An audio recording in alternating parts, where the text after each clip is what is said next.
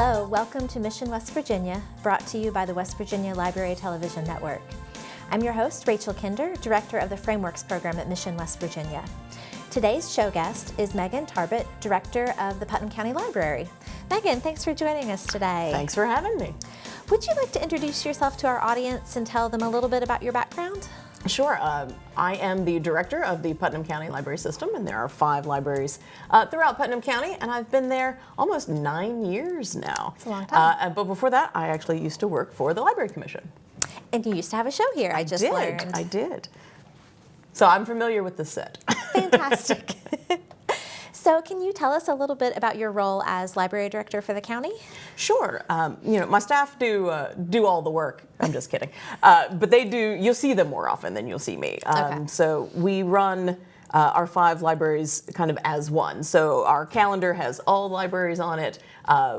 We don't centrally select books, but we do try to coordinate our programming so we're not counter-programming each other, so that we have kind of like one marketing team who takes care of all of the signage and things like that. So while each branch is unique, we do work as one. So I can picture 2 branches in my head. Why don't you share what all 5 branches are? Sure. Our main library is in Tays Valley. So when you go past the new Target. Landmark everyone knows. Yes. And right across from like the Holiday Inn. That's our main library. And it has been there since 1975. Okay. And then throughout the years, we've increased our square footage of our branches. And so we have branches, I'm going to do it alphabetically, not geographically. And it is Buffalo, Eleanor, Hurricane, and Polka. Gotcha. Okay. So tell us a little bit about what you have upcoming for the Putnam County Libraries. Sure. We used to take a break for all of January, pretty much from all programming. But the last few years, we've added some back in, so it gives the staff a little bit of a rest, but we still have some things, especially for our upper elementary kids to do. So we started a program called STEMuary. So all throughout January and February, we plan some of our STEM programs. And they're for any age, but we do kind of aim them at our upper elementary, middle school age, because our Hurricane branch is actually right next door to the Hurricane Middle School. And so is our Eleanor branch. It's right next to its middle school. Okay. So is the Polka one. We're just very close to all of our schools, so we do try to program, especially for our upper elementary, so they can just come down after school and hang out with us around 3:30. I'm a kid who spent a lot of time hanging out at the library after school, for sure. So what are some activities that you might do for STEMuary? Sure, we've added a lot of new ones this year. We partner with a lot of our local businesses so they can come in and teach the classes. So we have the experts come in. So we teach a few, but mostly it is people who know what they're doing. To actually, we do things like, it's called Cloud on a Bottle. So you're going to put some gases in a bottle and kind of learn how to do that. Straw rockets, that's always a lot of fun. We're going to do some coding, some very basic coding, but around Valentine's Day, because we love our STEM programs. We've got a program called Architecture Experiment, so we're going to get into some engineering there. So every year we try to do some different ones, as well as some of our favorites. We've made slime, we've made lava lamps. Lava lamps are big right now, I realized. So we had a lot of interest in that one, so we try to shake it up a bit. Okay. My kids got lava lamps for Christmas, and then I realized they're trending on TikTok. So I didn't understand that. So you're very on trend with that. Well, we try. I like to say the library is both old school and new school. Like this pen that I'm holding, it's just a regular ink pen, but it also has a stylus on the end. So a little old tech, a little new tech, which is what the modern library is. I like that. Okay, so what else might people come into the library for if they're not coming in for a STEM program? Well, throughout the year, we have over 500 programs for all of our branches. So we are doing at least something every day if you average it out that way. But especially at our branches, people come in for what I like to call the business of life. People come in because they don't have a printer at home. They need to print a return label, or they need a document notarized, or they might need help finding some information about a program that they want to get enrolled in. So we help them do all of that. We also offer basic computing classes. You can bring in your fresh from the box device, say that maybe you got for a holiday present, and we can help you register that. We can get you onto our digital libraries, and you don't need appointments for those, but we do try to offer specific times for those. But you can come in at any time, and we can help you with whatever you need. Okay, and I have to say, I hadn't thought about a library for notarizing. I would think bank, but so that's news to me. That's good to know. Yeah, and all of our full-time staff members are notaries, and I try to have one into the evening hours at our main library and also on Saturday, because what we are finding is more and more institutions are actually kind of lessening their services. So, banks will notarize for their customers, of course, Yes. but whereas maybe before anyone could pop in, but at the library anyone can pop in. That's great. So, we're not lawyers. All we can do is attest that you are you, but we have more open hours than a lot of places, so it does make it a little easier for us to accommodate more people. That's great to know. And then, so another thing, we at Mission West Virginia, we work with a lot of relative caregivers and especially grandparents or Yes. even great-grandparents who are raising kids. And a lot of times the technology is what trips them up. Things like Schoology or helping a kid work an iPad. Yes. So is that something the library can help with? 100%. Tell us about that. Yes, our Wednesday mornings, we actually kind of hold a space for any of those. Right now we call it Computer Basics. We want to get away from that because I think it limits what people think that we can offer.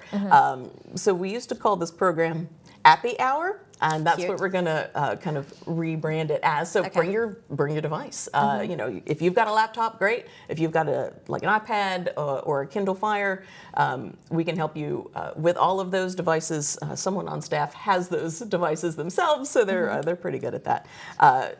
You can also make an appointment in advance if you want. You can come within that hour, or you can just come in anytime. That's really good to know. Yeah. We will probably send some people your way. Absolutely, we would love that. And speaking of classes, we try to program for all ages. Obviously everyone thinks of story time and summer reading as library programming, but we do try to program for our adults as well. We are looking to add literacy classes, so not just regular literacy, but things like digital literacy, financial literacy. So we try to encompass all of those throughout the year. Okay, that's great. I know even at my age with young kids, I struggle to just keep up with what they're learning. So I know that the grandparents we work with kind of have it doubly hard. Absolutely. Our branches are Monday through Friday, 9 to 5, but our main library offers after hours. We're open until 7, Monday through Thursday, and then we have Saturday hours, so 9 to 2 on Saturdays. Okay. And for people who don't or can't come in person, can you tell me about your electronic borrowing and what that encompasses? Sure.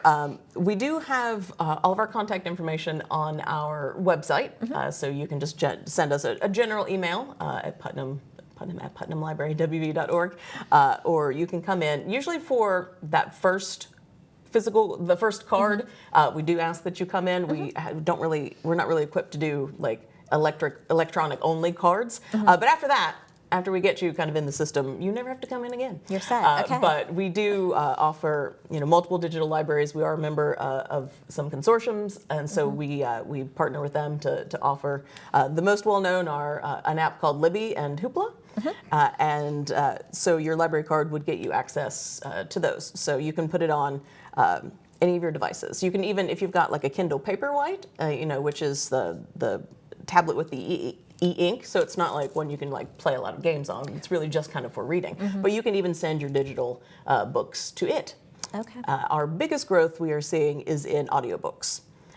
Digital audiobooks, because fewer people have CD players. We still have a really robust CD collection, but new cars aren't coming with CD players, and more people want to just download it to their phone.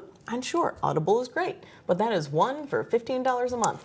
Yes. Your library card can probably get you a few more than that. And I don't even think you own it if your subscription lapses with Audible. Correct. And the library, when we buy our digital items, they are too licensed. But I think we have a better breadth, I think, of what we can offer than you might be able to purchase on your own. And free. Yes. Yes. Yes. That was actually discussion at my office this morning because we have a resource library where we lend things to foster parents and such, and people do ask for DVDs and CDs, but I thought, I don't know, I can't play those at my house anymore or my car. We still have quite a lot of patrons who, are kind of in our more rural areas who still don't have access to broadband. Like Okay. they might have enough cell signal to, use their phone, but they're not streaming. Right. They're not. So we want to keep some of those formats so that people can still have access to all of those. Like we still have families come in, checking out multiple seasons of a television show and using that because they don't have, wireless at their house. That's great to have that option. Now, do you have a lot of patrons that come in for internet purposes? We do, especially at our branches. And, through the last couple years with partnerships with like the Library Commission, we have been able to strengthen our signal. Okay.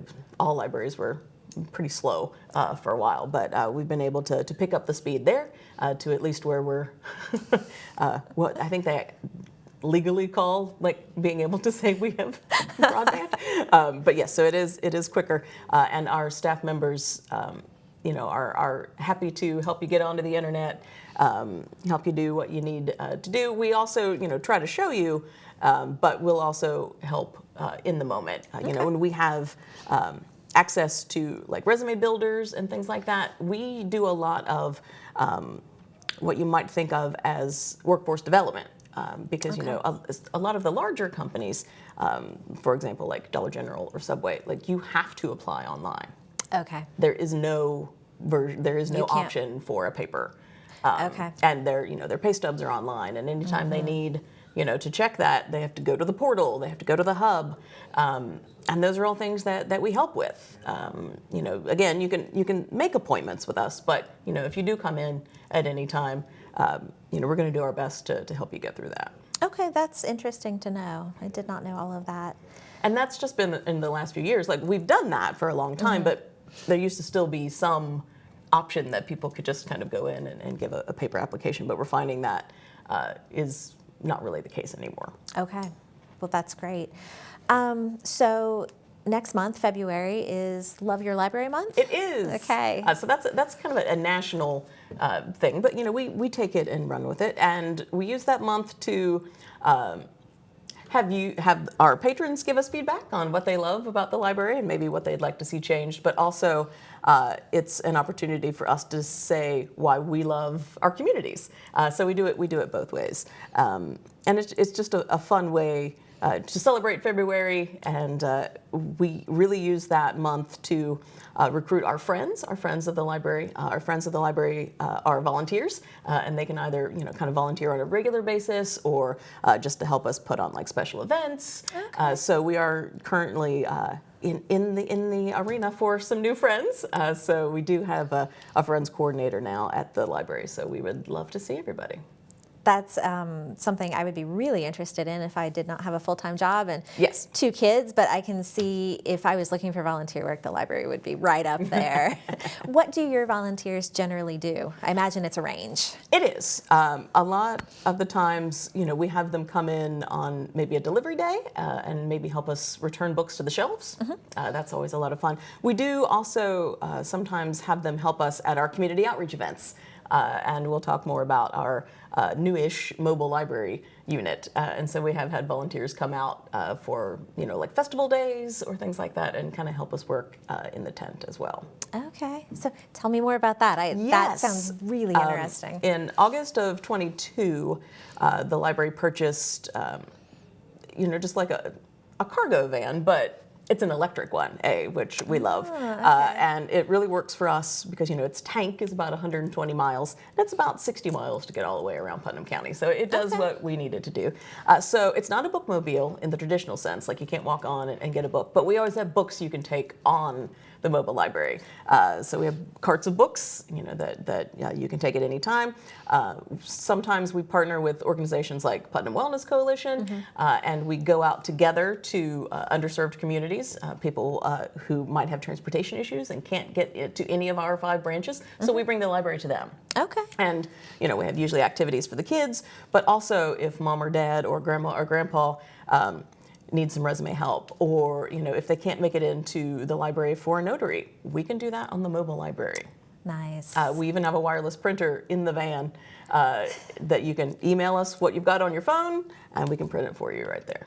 That's really handy. Yeah. So it is literally our 6th branch that we can take anywhere we go. So I bet people are really appreciative to have all of that come to them. Yes, and eventually we will get more consistent stops. So then we would almost be a bookmobile for those stops. So it's a twofold thing. I wanted a little more flexibility than just a traditional bookmobile. So that's why we went that way. But we love it. And so let's see, what do you have after we get through these winter months? Sure. What do you have coming up you made a note about the growing season? Yes. For spring. Each of our 5 libraries has a seed library. Okay. So you can come in and get seeds to grow. We call it a library. You know, if what you've grown produces seeds, you can bring it back in, and we can put it back in the collection, and people can borrow that for the next year. Okay. And I know, like our extension agents, you know, we always get their calendars to give out, which are great for like plant this here, plant this there. And I know they have a seed giveaway program as well. But can you ever really give away too many seeds? You Never. can't. No. So we love that program. And in the spring, we'll have one of our master gardeners come in and do like a cooking demonstration of what you could cook if you grew the things, the seeds that we have in the library. You can also, we usually do a spring and a fall plant swap. So you've got too much of that, cool, bring it in, swap for something else. Nice. So we love doing that.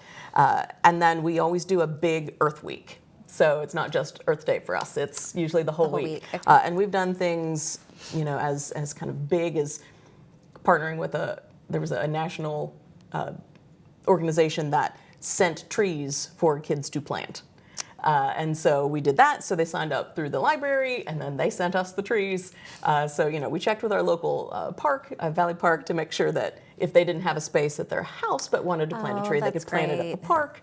So we usually try to do like an upcycled book craft during that week. So we try to do different things throughout Earth Week. So that's kind of our April kind of thing. We like to grow your knowledge, literally in this case. But we're already planning summer reading. That's our, you know, that is most libraries, that's their bedrock program.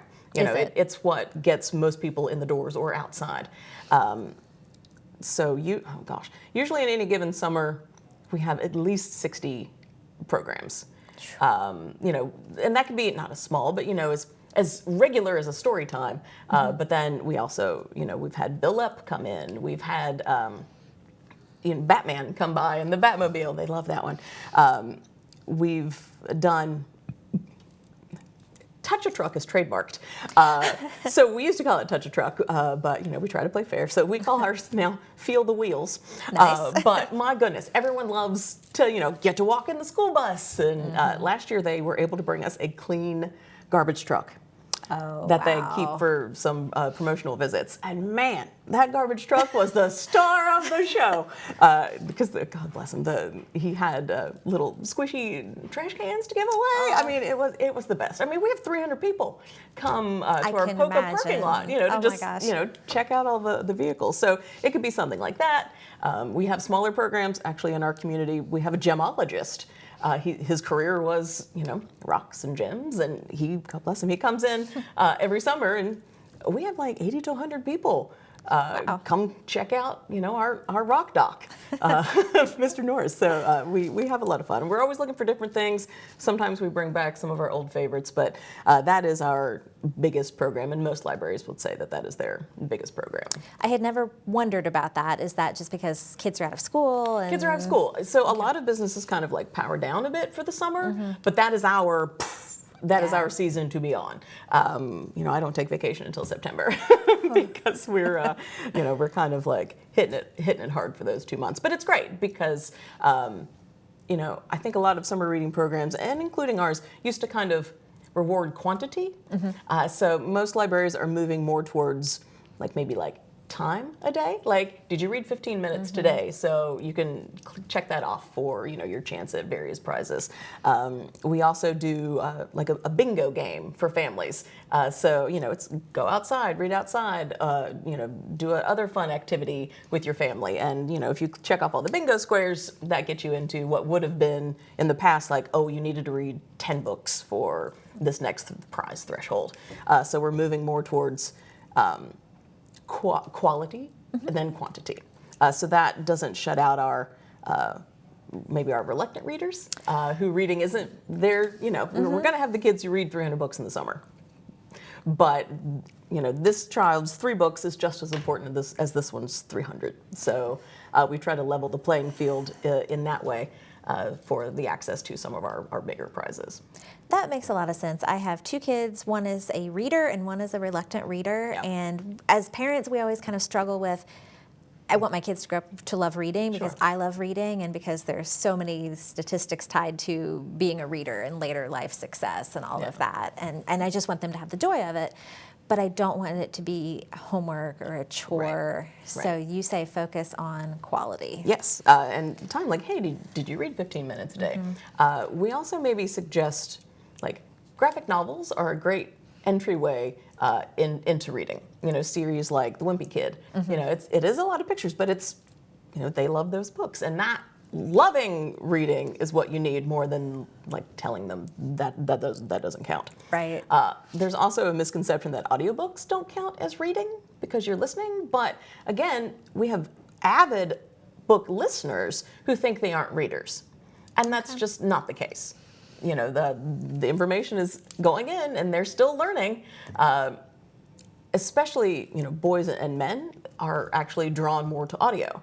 But they're going to think that, they aren't readers because they can't sit down and read like a 6-book series maybe their sisters or their wives could. So audio is another entryway into like the reluctant reader. And sometimes if you get an audio and the same book and kind of work on them together, it's a great way to kind of connect those. I like that idea. Yeah. We have a book club at my office at Mission. We have a formal one in the summer that's a leadership program, and then we have an informal, just voluntary one. And I have noticed there's a lot of audio book readers. Yes. Speaking of book clubs, we have 2 longstanding ones at our at our Buffalo and Hurricane branch. Okay. We have what we call the Freedom to Read book club at our main library. You don't have to pick the same book. You can just come talk about whatever you want because you are free to read what you want. But we also, if we are picking one, it may be something that's in the news. Like, why is that book in the news? It's not a banned books book club, but it is a Freedom to Read book club. I'm not going to tell you what to read. That is not my job. My job is to help you read whatever you want. Well, I have noticed people who participate in the book club, we have a monthly pick, but also people just really want to talk about what they're reading. Yes. And they're more likely to read more, I think, when they have someone to talk about it with. When it's not like homework. Because adults don't want homework either. No. I've led plenty of book clubs, I'm going to confess, led plenty of book clubs where I didn't read the book because I didn't want to. Because then it was an assignment, right? Yep. So we like to leave that space for people to just kind of come talk about whatever they want. So it's just kind of their choice, or it might be something that's topical. Yes. Okay. Yeah. So that invites new people. So that way you're not like, I didn't read this month's book for this book club, I can't go. Knowing that, coming to talk about anything you're reading is part of the book club, we invite new people. So we leave that space for them to come join us. I love that. So you said, you engage people a lot in the summer and probably, I'm guessing, a lot of kids in the summer. What do you find most engages adult readers? It varies. Sometimes if you can get them into a series, kids especially love series because, kind of once you've built that world in your head, it's nice and easy to jump back into it. But, writers like J.D. Robb have like 55 books in a series and they're, slightly formulaic, but there's comfort in that formula. So if you can help someone get into a series that they like, that's a big thing. We do try to keep the newest books in stock, but also we like to, every once in a while, do a display of like, missed this first in series. So that way we can help people, kind of get into new things. For us, book talk is a thing. So people get on TikTok and talk about what books they're reading. And we do a little, we try to pay attention to that. But we also each location in Putnam can select what they choose for their readers. We don't have like a central order system because they know their readers. Okay. But we always try to keep also like the biggest hits that are happening right now. We take requests. It's very rare that we wouldn't purchase a book that was requested. I think the only thing is if it's not in print anymore. Then we'd have probably a hard time tracking it down. But we take requests. We try to have it in multiple formats. Audio, digital, physical. So it's also just finding kind of what format they're really loving. So that makes sense. Yep. No format is a bad format. We'll help you read however you want. So I appreciate I've learned so much. I love it when I have a guest where I don't know a lot going into this because I can talk about foster care all day. Oh, yeah. But I love it when I can learn new things, and I definitely have.